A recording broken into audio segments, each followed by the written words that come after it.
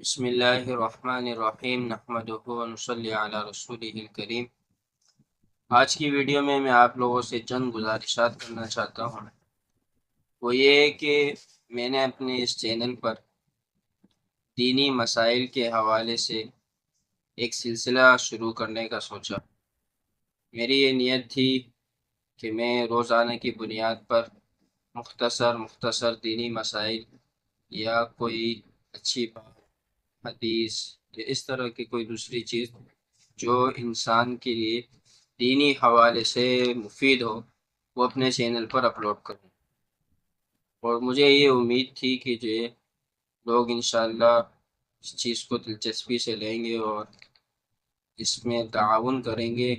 اور چینل کو سبسکرائب کریں گے، ویڈیو کو لائک کریں گے، کمنٹس کریں گے، لیکن اس طرح نہیں ہو سکا، کیونکہ میں نے سوچا کہ بعض لوگ جو ہے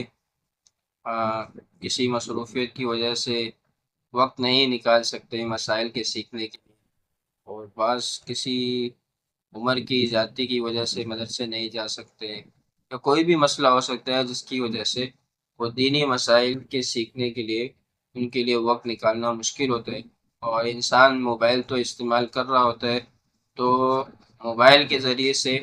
مختصر روزانہ دینی مسئلہ آسانی سے سمجھ سکتے ہیں،